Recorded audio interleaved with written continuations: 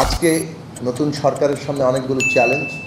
প্রথম চ্যালেঞ্জ এই ক্ষমতার ভারসাম্য এবং জবাবদিহি তৈরি করা, প্রতিষ্ঠান গড়ে তোলা এবং অর্থ এবং পরিকল্পনা মন্ত্রণালয়ের মতো দুটো মন্ত্রণালয়, যেটা একভাবে বলা চলে যে পুরো দেশের একটা কেন্দ্রীয় জায়গা, সেইখানে প্রতিষ্ঠানগুলোর দক্ষ হয়ে ওঠা অত্যন্ত জরুরি। যত বেশি দক্ষ হবে তত আসলে আমরা সামনের দিকে এগোতে পারব।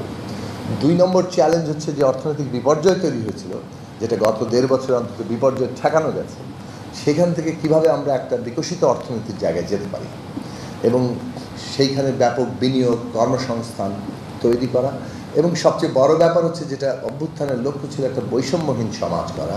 তার মানে বৈষম্যের কতটা আমরা কমাতে পারি, কতটা বিলোপের দিকে নিতে পারি, এবং একটা ইনক্লুসিভ অর্থনীতি, অন্তর্ভুক্তিমূলক অর্থনৈতিক ব্যবস্থা তৈরি করতে পারি, যেটা যেমন আমাদের সকল পরিচয় নির্বিশেষে অন্তর্ভুক্তিমূলক হওয়া দরকার, তেমনি সম্পদের বন্টনের ক্ষেত্রেও অন্তর্ভুক্তিমূলক হওয়া দরকার।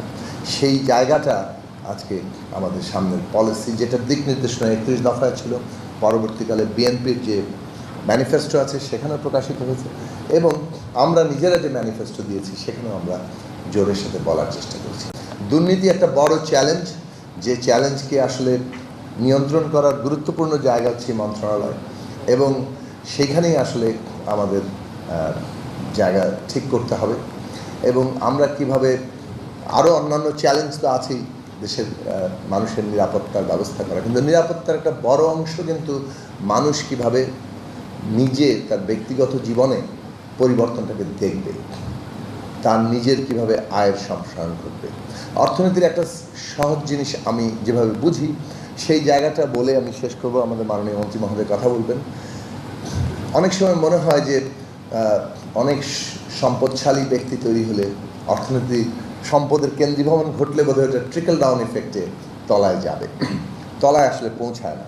বরং সাধারণ মানুষের কাছে যত বেশি তার আয় বাড়ে, তার ক্রয় ক্ষমতা বাড়ে, তত বেশি অর্থনীতির আকার বড় হতে থাকে। এই মানে যাকে বলে যে সিম্পল বাট একটা যেটাকে বলে যে ইনক্লুসিভ অর্থনীতি, সেইটা বাংলাদেশের জন্য এই মুহূর্তে দরকার। এই কারণে যে আমরা যত বেশি বিনিয়োগ চাইব, সেই বিনিয়োগের অভ্যন্তরীণ বাজারের দিকটাও আমাদের গুরুত্বের সাথে বিবেচনা রাখা দরকার। 18 কোটি কিংবা মতান্তরে 20 কোটি মানুষের দেশে এত বড় একটা বাজার এখানে তৈরি করা সম্ভব, যেটাই আমাদের অর্থনীতির, জাতীয় অর্থনীতির ভিত্তি হবে।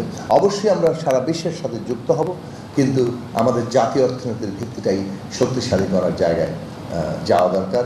তো সেই দিক থেকে এইটাই বলবো যে আমরা সবাই মিলে, আপনারা নিশ্চয়ই আপনাদের দক্ষতা, আপনাদের যোগ্যতা দিয়ে এই মন্ত্রণালয়কে, এই নতুন নেতৃত্বকে সফল করে তুলবেন, এবং মাননীয় অর্থমন্ত্রী তার দীর্ঘ যে অর্থনীতি সম্পর্কে তার ধারণা এবং তার ব্যবহারিক